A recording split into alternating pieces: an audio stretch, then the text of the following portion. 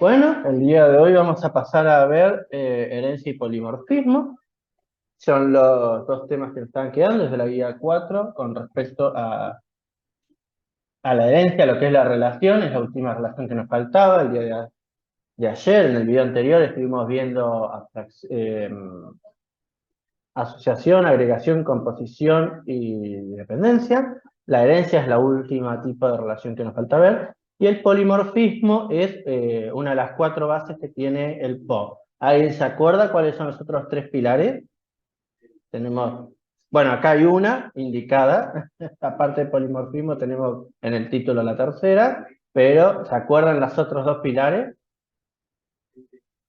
Encapsulamiento, Correcto.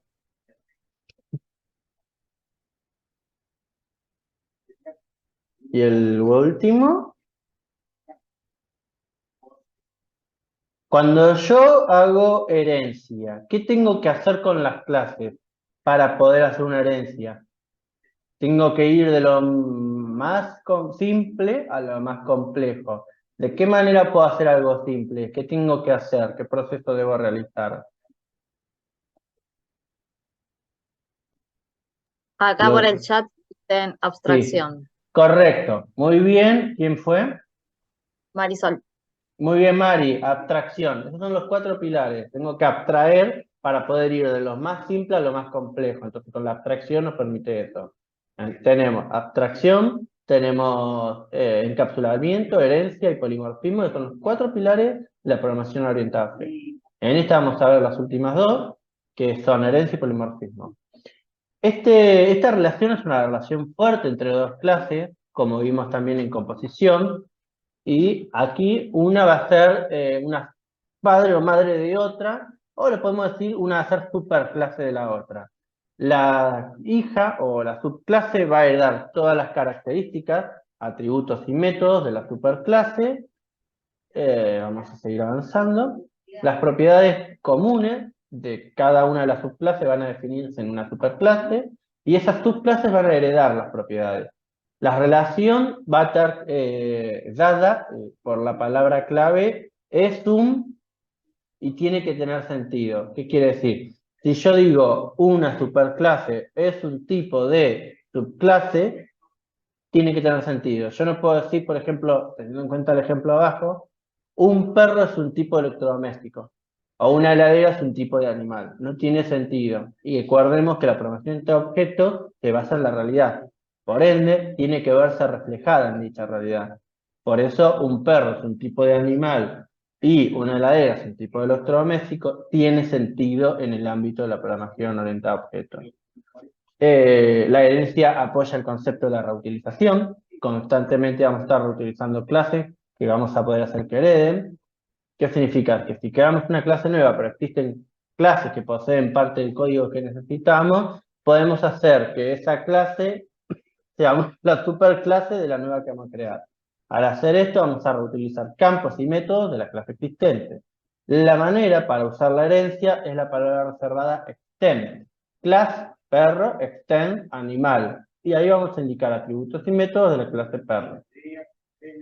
Ya marcamos que la subclase va a heredar todos los atributos de la superclase, pero además puede tener sus propios atributos. Por ejemplo, tenemos la clase persona que tiene los atributos nombre, edad y documento, uno de tipo string, dos de tipo entero, y todos son protected. ¿Qué significa? Cuando nosotros necesitamos que hacer una clase abstracta o hacer que una clase sea una superclase, no vamos a usar la palabra reservada private.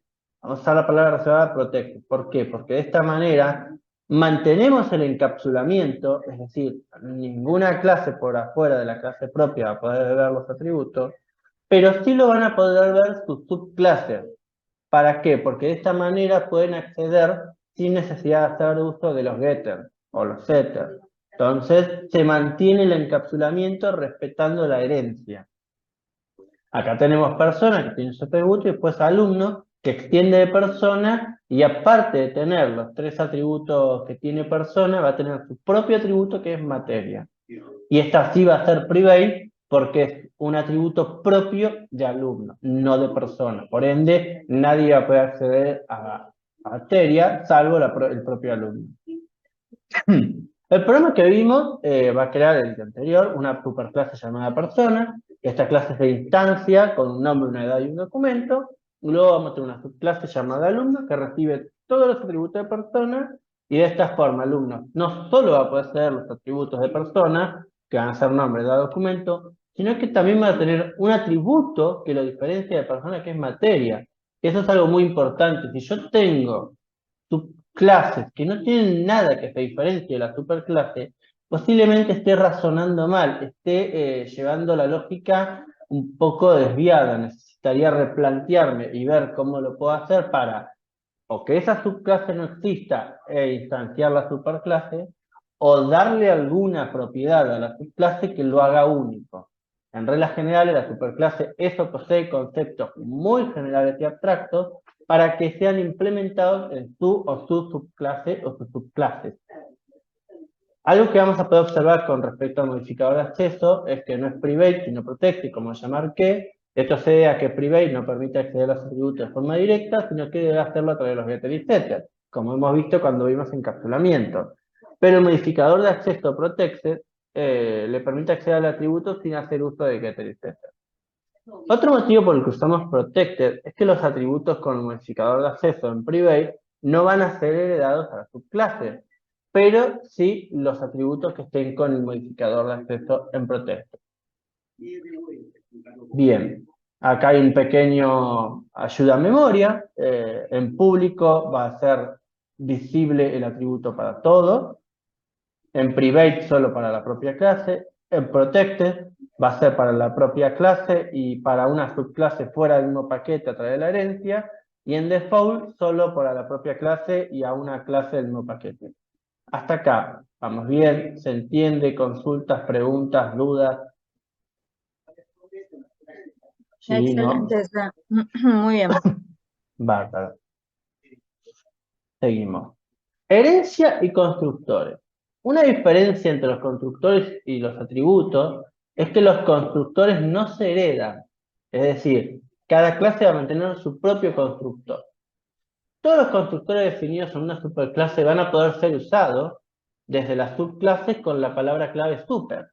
Super es la palabra reservada que me va a permitir elegir un constructor entre los que tiene definido la superclase y cuál vas a usar. Si la superclase tiene definido el constructor vacío y no conocemos la llamada explícita de super, el constructor vacío es el que se va a usar por defecto. Acá tenemos el ejemplo de persona. Tenemos una clase persona que tiene un constructor que inicializa nombre, edad y documento. Y luego tenemos alumnos que tiene de persona y, como ven, tienen en su constructor, pasa los parámetros los mismos que para persona, agregando materia. Y cuando quiero inicializar persona, yo llamo a la palabra super que invoca al constructor de persona, le paso los parámetros que necesita dicho constructor e inicializo el atributo propio de la clase alumno. ¿Queda claro? El tema de constructores hasta acá. Sí, sí. Bien. En el ejemplo, bueno, podemos ver que se llama la palabra super para invocar al constructor de la superclase. De esta manera usarlo como constructor propio, además de jugar el atributo materia. Super también nos sirve para llamar los atributos y métodos de la clase, de la superclase en las subclases. De los superpadres, mira, no sé qué estaba pensando ahí. Superpadre, que nos viene a salvar con el constructor. Como en el ejemplo tenemos super.atributo y super.método superclase para que pueda hacer uso de los atributos y métodos. Con los métodos nos va a pasar lo siguiente. Todos los métodos accesibles o visibles de una superclase van a ser heredados a la subclase. Pero ¿qué ocurre si una subclase necesita uno de sus métodos que uno de los métodos que hereda funcione distinto? Perfecto. Para estos casos nosotros podemos redefinir dicho método haciendo uso de la sobreescritura o del override. Para lograrlo, simplemente vamos a poner arriba del método la notación override y lo va a sobreescribir de esta manera. Obviamente que para hacerlo, el método que vamos a sobreescribir va a llamarse igual y va a tener la misma firma. Tiene que respetar las dos cosas, llamarse igual que en la superclase y respetar la misma firma. Acá en el ejemplo tenemos codear. Una persona tiene el método codear, que larga un mensaje que dice una persona común no codea. Y cuando alumno hereda dicho método, lo va a sobreescribir y va a dar su propio mensaje que alumno está aprendiendo. Acá una verificación, que podemos ver que tiene el mismo método de la clase persona como alumno, y que simplemente cuando nosotros invocamos el alumno, el método codear, nos va a dar un mensaje distinto que en la clase persona. En los métodos de la superclase también podemos hacer que tengan un modificador de acceso protegido, y esto hace que los únicos que van a poder invocar el método sean las subclases. Consideraciones especiales de la sobrescritura. El método sobrescrito, como les dije previamente, tiene que tener el mismo nombre, número y tipo de parámetro, es decir, su firma, y el tipo de retorno que el método sobrescribe. El método sobrescrito puede retornar un subtipo distinto del retornado por el método que sobrescribe. ¿Qué quiere decir? Si yo tengo un método en mi superclase que devuelve un double y luego quiero devolver un entero, yo lo puedo hacer. ¿Por qué? Porque entero es un subtipo de double. Yo lo puedo acortar y hacer que lo devuelva, no hay problema. Este tipo de retorno se lo llama retorno covariante. Es muy raro que lo usen, pero está bueno que lo sepan para tenerlo en cuenta. La especificación de acceso para los métodos sobrescritos no debe ser más restrictivo que el método que sobrescribe. ¿Qué quiere decir esto? Que si yo tengo el público, no puedo hacer que la subclase lo haga privado, por ejemplo, lo protecte. Pero si yo tengo protected, lo puedo hacer público, lo puedo hacer público. Si lo tengo en privado, lo puedo hacer protected o público. Nunca más restrictivo, siempre más libre. No puedo sobreescribir un método que sea, bueno, private no lo voy a poder sobreescribir como indico abajo, pero sí protected o público.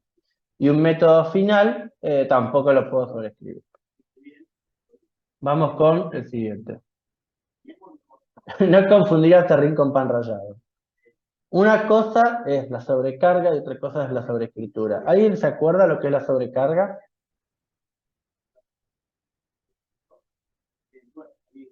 Y aprovecho para tomar un mate. La sobrecarga refiere a la capacidad de una clase de tener múltiples métodos con el mismo nombre, pero con diferentes parámetros.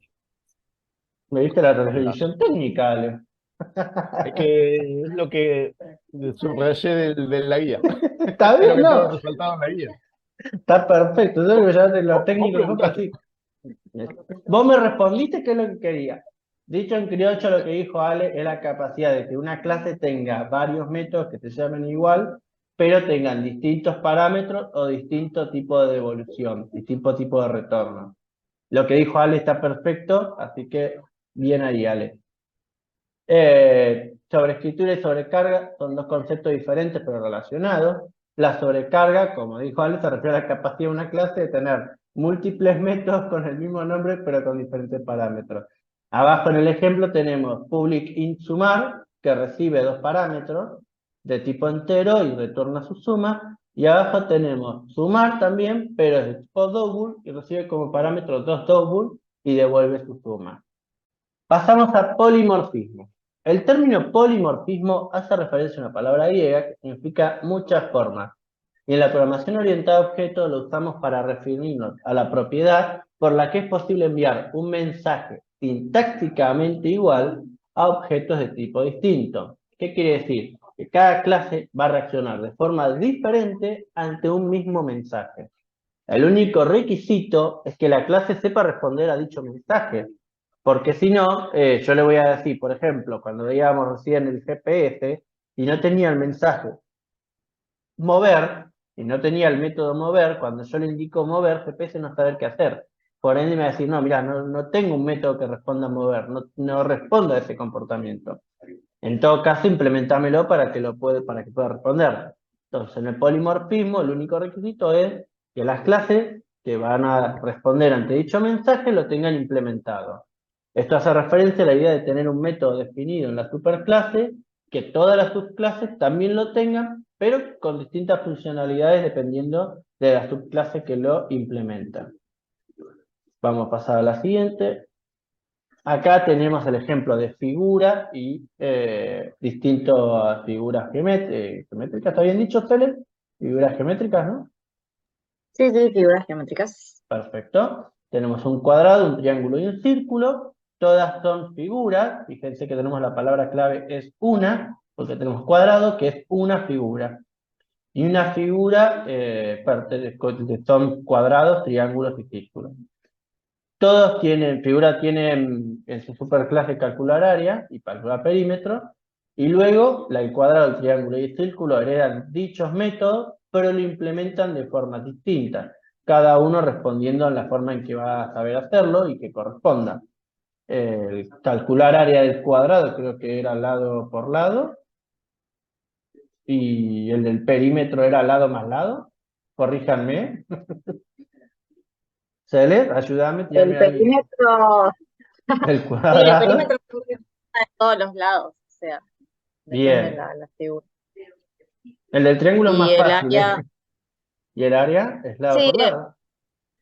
y el área, Así que bueno, no nos metamos mucho en matemática, porque si bien tengo a la profe, yo estoy ahí medio medio. Hace bastante que no veo estos temas, de lo que es área y perímetro, necesito repasar. Vamos al siguiente. Teniendo en cuenta el ejemplo anterior, sabemos que un cuadrado es una figura, es decir, cuadrado va a agregar figura, y podríamos asignar a una variable de tipo figura, que es la superclase. Vamos de vuelta. Podríamos asignar una variable de tipo figura, que es la superclase, un cuadrado, que es su subclase. Esto se ve más claro en la parte del siguiente renglón. Tenemos una variable de tipo figura y le instancio un objeto de tipo cuadrado. Una nueva instancia de cuadrado a figura. Si bien la variable fig es de tipo figura, la variable va a apuntar hacia una instancia tipo cuadrado. Y si hacemos que figura invoque el método calcular área, va a ejecutarse el comportamiento de calcular área de cuadrado, ya que en tiempo de ejecución dicha variable va a apuntar hacia una instancia de cuadrado. Y nosotros vamos a la siguiente hoja, tenemos que, si por ejemplo lo asigno después un objeto de tipo círculo e invoco nuevamente calcular área, el comportamiento de calcular área de que invoque fig, va a hacer que se ejecute la del círculo en vez de la del cuadrado, ya que en tiempo de ejecución va a estar apuntando a círculo. ¿Quedó claro hasta acá? Fue un poco enrevesado, pero no sé si ¿se entendió o voy de vuelta? sí, sí, se entendió. Perdón que justo se me cortó internet recién, no sé No hay si me drama, llegó. sale. Dale, dale. Los chats, voy a mirar un segundo. Bien. No se escuchó nada, dijo Diego. ¿No se escuchó, chicos? Yo escuché. No, ¿Sí? creo que de lo que yo estaba diciendo. Ah, bien. Ah, profe. Bueno, entonces digo, cualquier cosa me paran. Con esto vamos a poder concluir que ante el envío del mismo mensaje, como puede ser calcular área, el comportamiento que se va a ejecutar es el de la instancia a la que está apuntando la variable de la superclase de figura. Y a esto se lo llama polimorfismo. Como al siguiente. Tenemos el operador instance_of, que como ya hemos visto que una variable de una superclase puede almacenar distintas instancias de distintas subclases que tenga la superclase, con esa información podríamos saber de qué tipo de la instancia que guarda dicha variable. Para ello vamos a tener un operador booleano llamado instance_of. Su sintaxis es la siguiente: referencia o variable instance_of clase. Por ejemplo, si tengo figura inicializado como triángulo, lo declaro y lo inicializo como triángulo. Y luego a figura le hago instance of triángulo, esa consulta me va a devolver verdadero, me va a devolver true. En cambio, si a fig le pregunto, ¿vos sos instancia de cuadrado, instance of cuadrado? me va a devolver falso, porque en ese momento está apuntando a triángulo y no a cuadrado. ¿Queda claro el tema de instance of?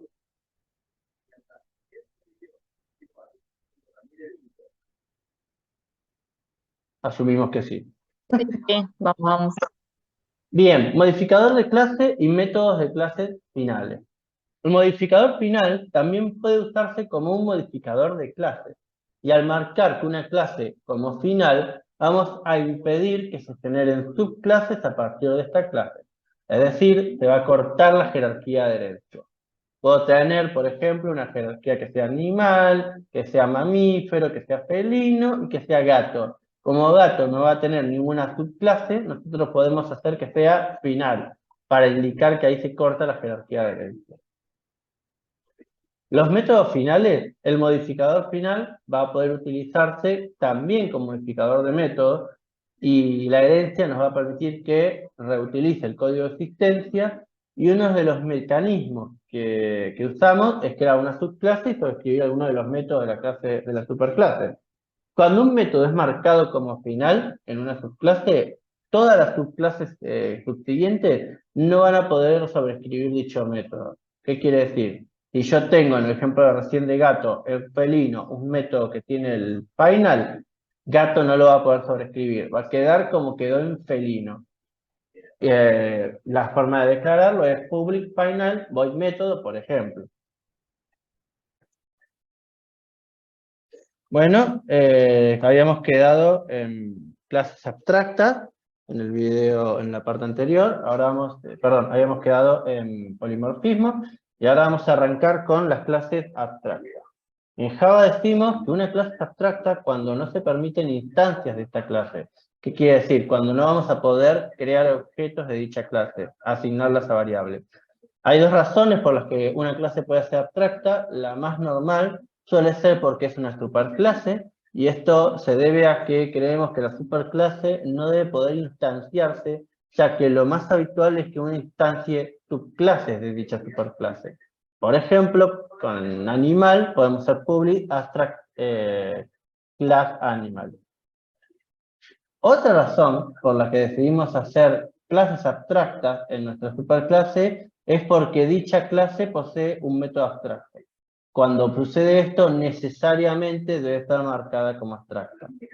Un método abstracto es un método declarado pero no implementado, es decir, que solo vamos a escribir su nombre, sus parámetros o sus parámetros y el tipo de retorno, sea void o sea un tipo primitivo o sea un tipo objeto, pero no su implementación. Estos métodos van a heredarse y las subclases van a tener que implementarla, es decir, van a tener que sobreescribirla para que puedan implementarse. ¿Y esto qué utilidad le podemos dar? Pues dos utilidades. Por un lado, forzar a una superclase que sea abstracta, es decir, que no se puede instanciar dicha clase como objeto, y por el otro, que todas las subclases deban sobreescribir dicho método declarado como abstracto. Acá un ejemplo, tenemos public abstract class superclase, y el método simplemente declarado, public abstract void, y en la subclase implemento el método que yo hice abstracto. En este caso, public void codear está aprendiendo en un source. También tenemos las interfaces. Una interfaz es, sintácticamente hablando, similar a una clase abstracta, en la que podemos especificar uno o más métodos que no tienen cuerpo. Estos métodos deben ser implementados por una clase para que se definan las acciones de dichos métodos y para que se implementen. La diferencia entre la clase abstracta y la interfaz va a residir en que la interfaz va a poder implementarse en cualquier clase y que una clase va a poder implementar cualquier cantidad de interfaz que necesite. Porque ¿qué nos pasa? La herencia es, en el caso de Java, solamente de uno. Una clase puede heredar de una superclase. No es herencia múltiple, sino que es simple. Entonces, cuando queremos que ocurra una herencia múltiple, que tenemos una subclase que puede heredar, que necesita heredar de varias, como no podemos hacer la herencia múltiple, simulamos una herencia múltiple con la interfaz. De esta manera nos ahorramos código y hacemos un buen uso de las interfaces y de la clase abstracta. Para implementarla, una clase debe proporcionar cuerpos para los métodos descritos por la interfaz. Cada clase va a ser libre de determinar los detalles de su propia implementación. La palabra clave para indicar que una clase usará una interfaz es interface. Public interface, nombre interfaz. ¿Qué quiere decir? Cuando yo necesito declarar una interfase, es decir, que voy a declararla y para crear una clase va a ser una interfaz, de esta manera lo voy a lograr.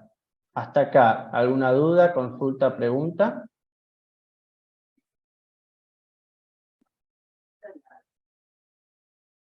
Asumo que no. Si alguno de los que puede hablar, le pido y le encargo que me lea el chat, porque no lo puedo ver yo de acá. Así cualquier consulta o duda del chat me lo pueden hacer saber. Pasamos al siguiente, a la siguiente diapositiva. Interfaces con el modificador de acceso que va a usar una interfaz es public o ninguna, y si no se incluyen, los resultados de acceso van a ser los predeterminados. Y la interfaz solo está disponible para otros miembros de su paquete. Si se declara como pública, la interfaz va a poder ser utilizada por cualquier otra clase, y el nombre de la interfaz puede ser cualquier identificador válido. Luego de definir una interfaz, una o más clases pueden implementarla. Para esto deben usar la palabra clave implement en la definición de la clase. Acá el ejemplo que tenemos es public class clase, implement interfaz. Y ahí van en el cuerpo de la clase, van a tener que implementar todos los métodos de dicha interfaz. Y van a ser sobrescritos. El UML de la interfaz es el siguiente, una línea puntuada con un triángulo al final. Esta es la forma en que tenemos para dibujarlo en el UML, esta de acá. El auto en este caso va a implementar una interfaz que se va a llamar serializable y va a tener un método que sea hacer algo void. Auto, en su cuerpo, va a necesitar implementar dicho método dándole una funcionalidad, un funcionamiento, una implementación. Vamos con el siguiente. Los métodos de una interfaz se van a declarar utilizando solo su tipo de devolución y firma. En esencia, los métodos de una interfaz son métodos abstractos. ¿Qué quiere decir? Que cada clase que incluya dicha interfaz los tiene que implementar todos los métodos de dicha interfaz. Y en una interfaz los métodos son implícitamente públicos. En la interfaz veremos que, que vimos en el ejemplo, tenemos dos métodos sin cuerpo, y al implementar la interfaz en nuestra clase, solo vamos a sobreescribirlo y le daremos una funcionalidad a dichos métodos. Acá está la interfaz que hablaba del ejemplo. Tenemos una public interface interfaz, que tiene un método void, que es un método, se llama método, otro método que es insumar y recibe dos parámetros, y otro método que es double sumar y recibe dos parámetros de tipo double. Como ven, se puede implementar la sobrecarga, no hay ningún problema. Y luego tenemos la clase que implementa interfaz. De esta manera sobrescribo el método con una implementación, y acá sobrescribo el insumar con otra implementación. Me estaría faltando en esta clase el double sumar para darle una implementación, si no me daría error. Las variables de acá, hasta acá vamos claro, chicos, ¿se entiende? ¿Alguna consulta, duda, pregunta? No, perfecto. Gracias, Mari. Seguimos entonces. Variables atributos. Las variables declaradas en una interfaz no son solo variables de instancia. ¿Qué quiere decir? Que no son variables de instancia, que no son variables de un objeto, no son variables de una clase, son, como vamos a ver más adelante, constantes. Implícitamente son public y final, además que se deben inicializar. Recordemos que se escriben las constantes en mayúsculas para diferenciarlas de variables, y están definidas en la interfaz, y van a poder ser usadas en la clase de cualquier lado, solo con el nombre, y de esta manera vamos a usar los valores definidos dentro de la interfaz. Con un ejemplo me parece que queda un poco más claro, que va a ser el siguiente. Tenemos una interfaz que se llama interfaz, y tiene una constante que va a ser public final, inconstante. Esta es la forma correcta de declarar una variable atributo dentro de la interfaz. Y la inicialización. Y luego un método abstracto que va a ser public void método. Public class clase implement interface va a sobreescribir el método y como ven hace un south donde dice la constante tiene un valor de y puedo llamar a constante como si fuera un atributo más de dicha clase. Con esto damos finalizado todo lo que es herencia, polimorfismo e interfaces.